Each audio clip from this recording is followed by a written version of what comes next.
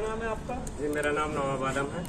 मैं मेरठ महानगर वरिष्ठ उपाध्यक्ष हूँ और जो ये चुनाव का जो काम चल रहा है, ये जिम्मेदारी मुझे दी गई है, जिसको मैं बाखूबी निभा रहा हूँ। जी सर, आप ये बताइए कि महानगर के अंदर आपने कितने वार्ड सदस्य उतारे हैं और मेयर उतारा है? हमारे मेरठ महानगर के अंदर वार्ड के जो प्रत्याशी हैं 7 प्रत्याशी हैं, जिसमें हमने मेयर साहब जनाब कैसर अब्बास को मेयर के रूप में उतारा है और इंशाअल्लाह उसके लिए पूरी जद्दोजहद कर रहे हैं। जी, क्या नाम है आपका? मेरा नाम मोहम्मद उवैस है। मैं प्रदेश महासचिव हूँ इंडियन यूनियन मुस्लिम लीग। जी, आप इंडियन यूनियन मुस्लिम लीग के प्रदेश महासचिव हैं। क्या मेरठ के अलावा और भी जगह और भी जिलों में आपने कैंडिडेट उतारे हैं? जी हाँ, मेरठ के अलावा हमारे कानपुर से मेयर लड़ रही है सोनी खान और 7 पार्षद लड़ रहे हैं। इसके अलावा उन्नाव से 4 हैं और इसके अलावा हमारे बिजनौर से 3 हैं, संभल से 3 हैं, लखनऊ से 1। सर, क्या नाम है आपका? मेरा नाम कैसर अब्बास है। मैं इंडियन यूनियन मुस्लिम लीग का मेयर पद का प्रत्याशी हूँ। मेरठ से आप मेयर पद के प्रत्याशी हैं इंडियन यूनियन मुस्लिम लीग से। जी, क्या मुद्दे हैं आपके चुनाव में? हमारा सबसे पहला मुद्दा यह है कि भारतीय जनता पार्टी ने जो मेरठ की जनता से वादा किया था मेरठ को स्मार्ट सिटी बनाने का और उसको झूठा कर दिया। हम भाजपा के झूठे वादे को सच्चाई में बदलने के लिए मुस्लिम लीग के बैनर पर आए हैं और इंशाल्लाह अपने मेरठ को स्मार्ट सिटी का दर्जा दिलाकर रहेंगे। मुस्लिम लीग क्यों? समाजवादी, बीएसपी, कांग्रेस क्यों नहीं? मुस्लिम लीग इसलिए कि मुस्लिम लीग अपने उसूलों पर चुनाव लड़ती है, वादा पर खरी उतरती है, सच्चाई की राजनीति करती है। हम जो सेवा के क्षेत्र हैं उन्हें सेवा करते हैं, हम कभी भी उन्हें धंधा नहीं बनाते हैं। समाजवादी पार्टी इसलिए नहीं करेगी कि उसके प्रत्याशी को खड़ा किया गया समाजवादी पार्टी ने, उसका कोई विजन नहीं चुनाव लड़ने का। बहुजन समाज पार्टी का प्रत्याशी इसलिए मैदान में है कि बसपा ने उसको टिकट दिया। कांग्रेस का प्रत्याशी इसलिए मैदान में कि कांग्रेस ने उसको टिकट दिया। लेकिन मुस्लिम लीग का प्रत्याशी इसलिए मैदान में है कि मुस्लिम लीग चाहती है मेरठ शहर का विकास हो। अच्छा, क्या मुद्दे होंगे चुनाव में आपके? हमारे मुद्दे चुनाव में ये हो गया कि जो नगर निगम की जितनी जायदादें हैं, संपत्तियां हैं, जो सभासदों के और तथाकथित मेयर प्रत्याशियों के और प्रॉपर्टी डीलर और जो उद्योगपति हैं, इन लोगों के कब्जे में है नगर निगम की संपत्तियां। और कुछ संपत्तियां नगर निगम के पंगु प्रशासन की वजह से कूड़े के ढेर में बदल गई हैं। हम उन संपत्तियों पर मेहनत करेंगे, उन संपत्तियों पर सरकारी स्कूल खुलवाएंगे, सरकारी स्कूल के अलावा सरकारी अस्पताल खुलवाएंगे, बैंक खुलवाएंगे और उसमें डाकखाने खुलवाएंगे और तमाम सरकारी जगहों पर से कूड़ा हटवा करके खास तौर से शिक्षा पे, स्वास्थ्य पे हम ध्यान देंगे। क्या तैयारी है? देखिए, ये वक्त की मजबूरी है, मुस्लिम लीग जरूरी है। मैं एक समाज शास्त्री हूँ और मैंने पॉलिटिक्स ज्वाइन करी, मुस्लिम लीग को समझा, केरल गया, तमिलनाडु गया, वहाँ पे एक निजाम देखा।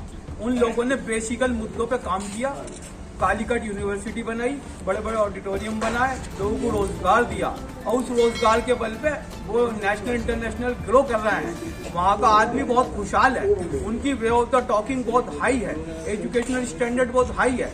वही चीज हम यूपी में लाना चाहते हैं। मेडिकल एड हम देना चाहते हैं, एजुकेशनल इदारे कायम करना चाहते हैं, इंजीनियरिंग कॉलेज खोलना चाहते हैं। यहाँ पर रोड बहुत हमें खराब लगते हैं। इसके लिए एक शेर है, खाने को नहीं रोटी, रहने को नहीं घर है, फिर भी लोगों पे लगे तरह तरह के कर है।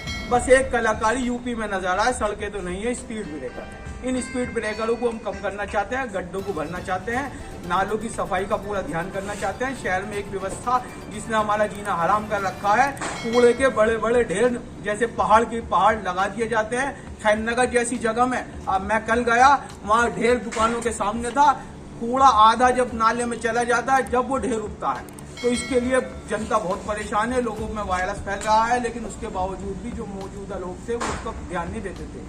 हमें मजबूरन मुझे एक राजनीतिक बनना पड़ रहा है। मैं एक समाजशास्त्री था, अब मैं राजनीति के लिए वर्क करूंगा, इंशाल्लाह उसमें हम कामयाब होंगे। मैं कह रहा हूँ आप जाओ ना, आप जाओ जाके चेक करो, आप उसे जाएगा। उसकी वजह ये है, जो हमारे यहाँ क्षेत्रों में जो सुपरवाइजर होते हैं, इनके अंडर में 60, 70, 75, 55 कर्मचारी दिए जाते हैं। ये पार्षद और कर्मचारी की इनकी मिली भगत की होती है, आधे वर्कर वहाँ काम करते हैं। अब जो मौजूद ड्यूटी पर जब अधिकारी आता है नगर निगम चेक करने, तो 15 से 20 से ऊपर दिखा पाता सुपरवाइजर। रजिस्टर में सबकी एंट्री है और वहाँ दिखे 20। इस बात पर हमारे वार्ड से सुपरवाइजर ट्रांसफर वो भी सस्पेंड करते हैं, वहाँ से उसको हटा दिया, दूसरे सुपरवाइजर वहाँ है। इसी वजह से तो मेन चीज़ ये है कि सुपर जो पार्षद होते हैं वार्ड हमारे, ये पुराने नहीं क्या है, पर नगर निगम दे रही है पूरे वर्कर काम करने के लिए, पूरी वहाँ से कर्मचारी दे रही है। लेकिन ये सुपरवाइजर और ये मिलकर जो पार्षद हैं मौजूदा, ये लोग मिली भगत से अपने उन्हें कम दिखाकर उनकी फीस को अपना हराम लाते हैं और इसी वजह से वे जो 70 का कर्मचारी का वर्क काम है उसको 20 कैसे कम पूरा कर देंगे। तो इस वजह से नहीं हो पाता। वही 20 नगर के लगे हुए, लेकिन नीचे सतीश नगर ओपन से सड़ा पड़ा हूँ। अच्छा चलो, जीतने के बाद आप ये सारी समस्याओं का समाधान कर पाएंगे? समाधान हम वो करेंगे, अगर 70 है ना तो 70 ही वहाँ आएंगे, एंट्री होगी तो उनको 70 को मिलेगा।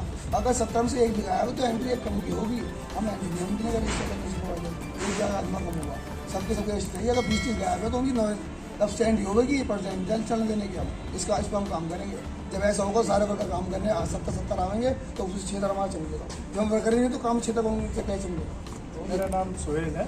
सुहेल जी, मैं पार्टी से जनरल सेक्रेटरी हूँ और वार्ड 54 से प्रत्याशी। वार्ड 54 से प्रत्याशी। आखिर क्या वजह हुई चुनाव में आना पड़ा आपको? असल में हम जो अब एक लंबे टाइम से देख रहे हैं, लगभग 82 से मैं देख रहा हूँ कि कागज़ों पर योजनाएं बनती हैं और वो या तो पूरी नहीं हो पाती या उनको इम्प्लीमेंटेशन नहीं होता। तो अगर वो इम्प्लीमेंटेशन होगा तो देखिए नगर निगम का पैसा भी बचेगा, एनर्जी भी बचेगी और बहुत सारी चीज़ें ऐसी हैं कि जो पब्लिक चाहती है वो हो। लेकिन जब हम विकास की बात करते हैं तो ऐसा लगता है कि भाई आज भी जाम लगता है और आज भी सड़कें टूटी हुई हैं, नालियाँ भरी हुई हैं, जगह जगह पानी भरा हुआ है। तो वो कौन सा विकास है जो हो रहा है? करोड़ों अरबों रुपया खर्च हो रहा है। मैं काफ़ी जगहों पर और भी गया हूँ, गुड़गांव भी देखा है और भी जगह देखा उत्तराखंड, लेकिन वहाँ दिखता है कि भाई विकास हो रहा है क्योंकि वो सब डिसिप्लिन में है। सबसे बड़ी प्रॉब्लम है डिसिप्लिन नहीं है और जो है काम ये होता है कि भाई इतने लोग काम कर रहे हैं लेकिन रियलिटी में वो इतने नहीं होते, ये बात भी है। और दूसरा ये है कि अगर आप ये बताएं कि भाई कौन सी सड़क सही है, भाई शहर में आप एक जगह पॉइंट आउट करो कि भाई यहाँ से यहाँ तक 1 किलोमीटर की सड़क सही है। लोगों की हालत इतनी ख़राब हो गई है कि शहर में आप 1 किलोमीटर भी ठीक से नहीं गुजर सकते, या तो कमर में दर्द होगा या कहीं एक्सीडेंट होगा, चोट लगेगी। उसकी वजह यही है कि भाई कहीं पे भी डिसिप्लिन नाम की चीज़ नहीं, जगह जगह ई रिक्शा है या कहीं पे भी कोई ये नहीं है कि भाई ये वाली लेन आपकी 2 व्हीलर के लिए है या ये वाली जो है उसके लिए। आप किसी भी टाइम किसी भी शहर में कहीं भी चले जाइए आपको ट्रॉली खड़ी हुई मिलेगी। प्रशासन की जिम्मेदारी है, ट्रैफिक सबकी जिम्मेदारी है। हम ये बात इसलिए कह रहे हैं कि एक वार्ड के होने के नाते हम एक रिनाउंड पार्टी से भी जुड़े हुए, रिलायबल पार्टी है, उसमें हम लोग जितना कर सकते हैं वार्ड स्तर पे भी करेंगे। बाकी जो हम वादे कर रहे हैं वो हमारी पार्टी भी करेगी कि भाई नेशनल लेवल की पार्टी है तो हम उस पर भी कोशिश करेंगे कि भाई जितना हम कर सकते हैं उतना केरल मॉडल लाएंगे। केरल मॉडल लाएंगे। मॉडल में ये है कि भाई जो हम कहेंगे वो करेंगे। अपनी हेल्थ पोस्ट भी बनाएंगे, जगह जगह जहाँ पानी भर रहा है उसको रोकेंगे, हेल्थ पोस्ट बनाएंगे। ये सब काम हम करेंगे और करके दिखाएंगे जैसे केरल में किया गया। कोरोना में चुनावी समर चल रहा है, आप सारी बातें कह रहे हैं, जीतने के बाद भी आप मैदान में रहेंगे? नहीं, मुस्लिम लीग का इतिहास रहा, जो कहा वो करके दिखा और ये आज भी करके दिखाएंगे क्योंकि हम अकेले नहीं वादा कर रहे, पूरी पार्टी हमारे साथ है और मुस्लिम लीग है तो वो करके दिखाएगी। अब